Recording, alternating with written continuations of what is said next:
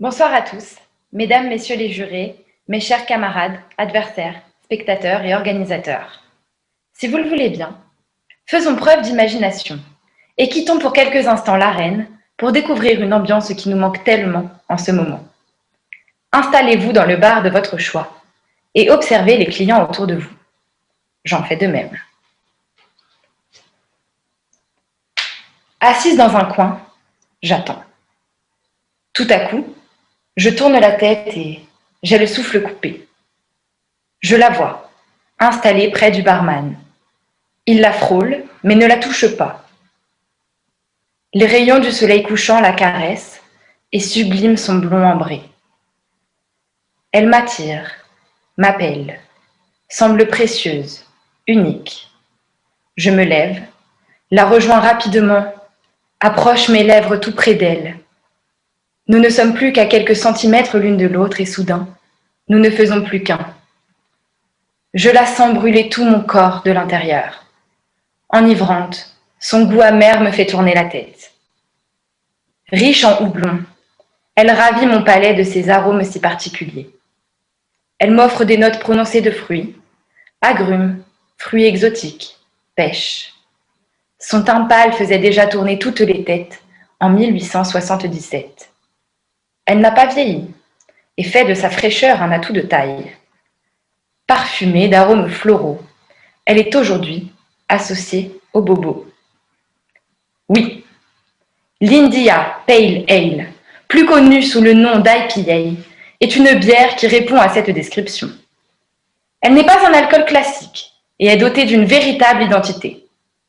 Son origine fait même l'objet de certains mythes. On racontait, au début du XIXe siècle, qu'elle était particulièrement appréciée par les colons anglais qui partaient pour l'Inde et qui se méfiaient des alcools locaux.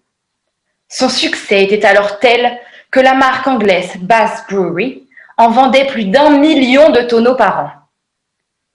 Sa réputation actuelle n'est plus tout à fait la même.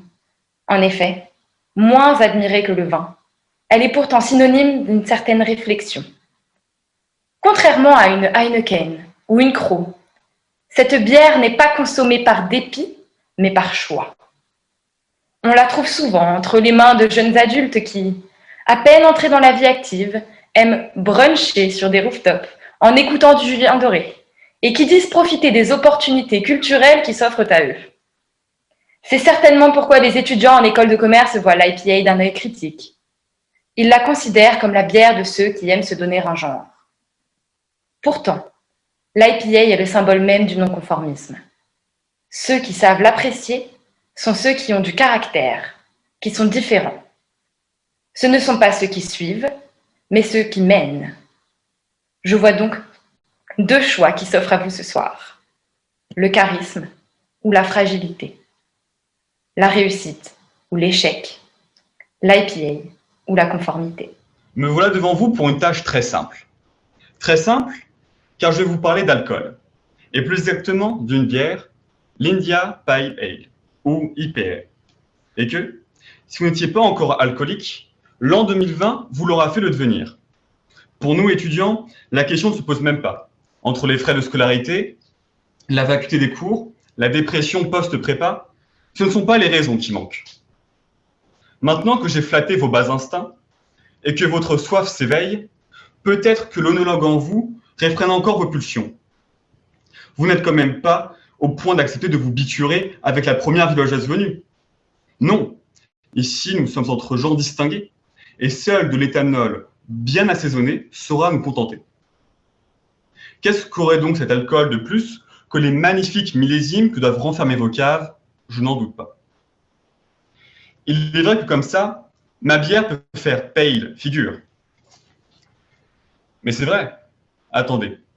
On vous donne le choix entre un Château Lafite de votre année de naissance et une bière au nom mystérieux, digne de ces acronymes dont l'administration française a le secret. Que choisiriez-vous? Le Château Lafite ou l'Institut public d'administration? Mais attendez. L'IPA, ce n'est pas n'importe quelle bière. Il s'agit de la bière. Celle pour les gouverner toutes. Avant d'être la bière pour hipsters que l'on connaît, elle fut la bière la plus vendue du XIXe siècle. celle qui accompagnait partout les Britanniques, qui pouvait se boire à toute température et être conservée des mois. Sans elle, la bière n'aurait jamais été aussi populaire. Et sans elle, nos foies seraient sans doute encore fonctionnels. Voyez-vous, boire de la IPA, ce n'est pas seulement faire semblant d'apprécier la mer pour se sentir supérieur aux autres, non. C'est aussi rendre hommage à une pionnière. C'est boire une bière bourrée doublon, qui se consomme fraîche ou tiède.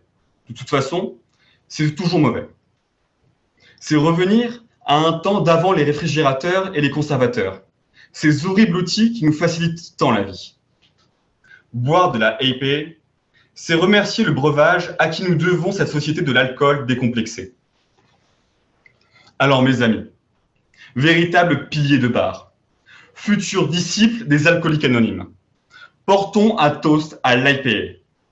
Après une année de Covid, la moitié d'entre vous a perdu l'odorat ou le goût et vous avez quasiment bu tout ce qui était possible de boire. Alors rejoignez-moi. Noyons-nous ensemble dans ce breuvage historique. Tout de même, cette cirrhose ne va pas venir toute seule.